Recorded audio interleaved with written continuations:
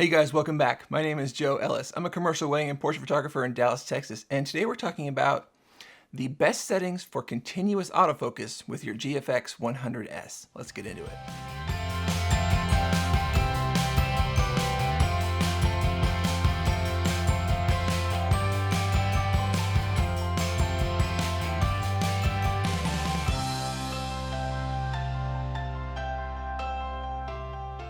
Okay, so this is day 3 with my GFX 100S, and I'm certainly getting to know it. I do think it's really important when you get a new camera system to do your due diligence, to go through, learn the ins and outs of any new camera system, and that's kind of what I've been up to. I am really excited to get this thing to work next week on some real live shoots, including a wedding next weekend, but until then, I kind of want to make sure that I really know what I'm doing. And when I went out on the first couple of attempts here to use the camera, the AFS settings were very intuitive. You know, I could get in focus pictures about 100% of the time. The face detect works great, the eye detect worked great, and really no problems. But when it came to doing continuous autofocus, I did find there were a few tweaks that needed to be made in order to get optimal performance.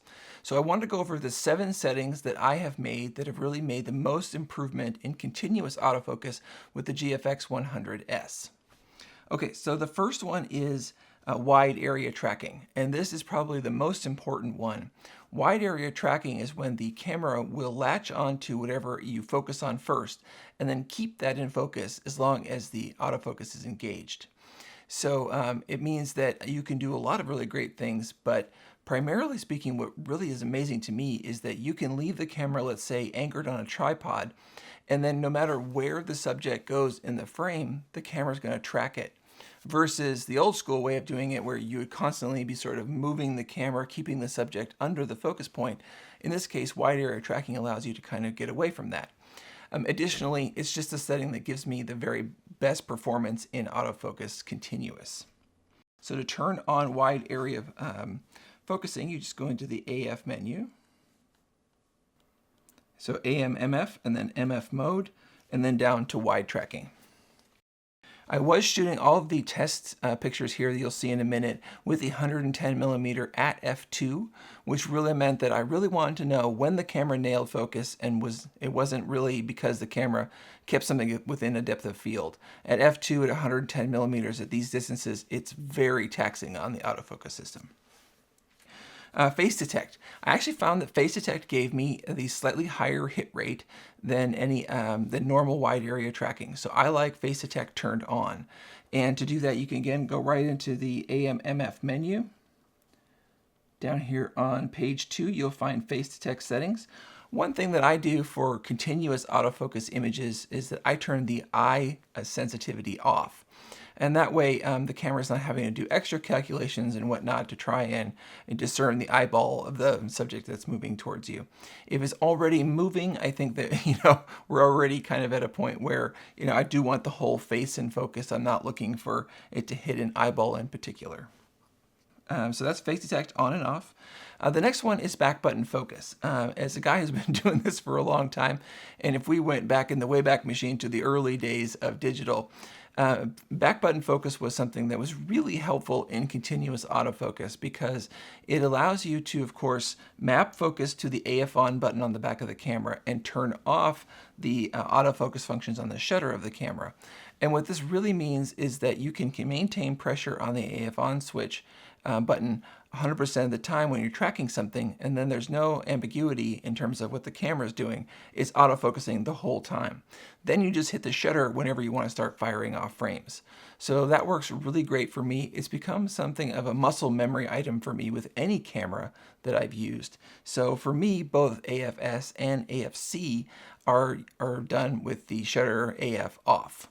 And to go ahead and turn that off, you would just go down to the wrench icon, and then it's button dial settings, and then down to shutter AF. And you can turn AFS to off or on, and same for AFC. I would caution you that for me, if you are changing that between the two modes, I think that that's going to be very difficult for you if you're a person like me who shoots a lot of moments and maybe that you set the camera up one way and then you switch modes and forget about it. It can be very confusing. So if it were me, I would say be consistent with both modes. Let's see, face detect. Okay, I mapped face detect to the top of the camera. This is a setting that I like turning on and off because I'm not always shooting faces, and I want to be able to switch between this modes really quickly. So for me, I mapped face detect to one of the custom buttons on the top of the camera. To do that, you again go into the wrench, and then you go to button dial settings, and then you go to FN settings, and then here you can see that I have FN2 set to the face detect option. AFC cases. So if you don't know this already, when you're in continuous autofocus, there are sort of 5 programmed modes for different use cases. I just tend to use the general setting, but depending on whether you're going to have obstacles moving in front of you, if your subject is moving erratically, you can go in and the computer can be customized for those types of subjects. And to get there, you would just go back to AMMF, and then AFC custom settings, and you can see here's the 5 use cases, or you can set up your own custom use case. For me, the general has worked best. I'm going to leave it there for now, but I'd love to hear if you have anything you've done custom-wise that's been really successful for you in the comments. AFC release priority. This is probably the one that I'm most on the fence about after testing this out. When you have AF release priority turned on, that means that the camera is going to prioritize the frame rate over checking focus when it's firing at 5 frames a second. And I go back and forth on this because I do not want the camera to not fire at the peak of action and miss a picture where it's 99% right because it was deciding whether or not it was truly in focus or not. And so it doesn't fire at the exact moment I want, it fires just after or maybe just before.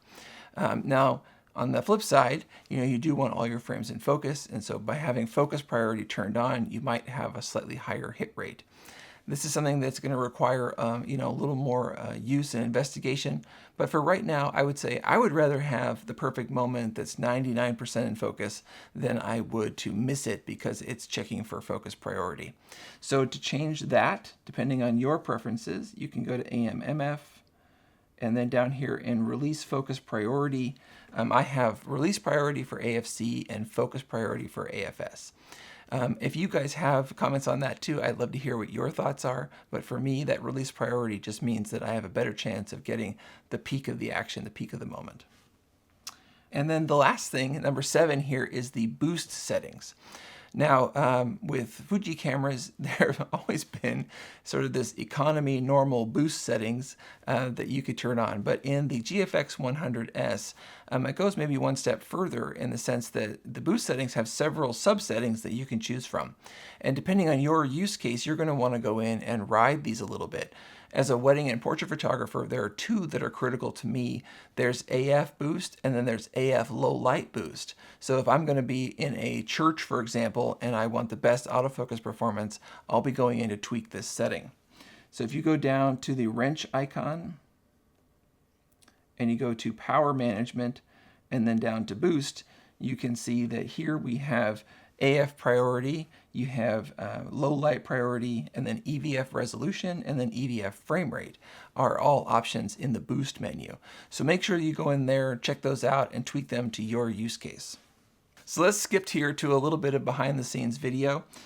These are shots through the camera of my son walking towards me over and over again, being a good sport about it, as I test various parameters, use cases, things like that.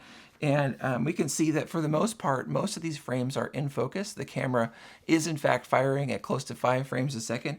And for me, this is incredible in comparison to other medium format cameras. I mean, this thing is working just at another level. It might not be at the, peak of what is available to us like in the full frame world for sports photography, but for weddings and portraits, I find this is going to be more than enough.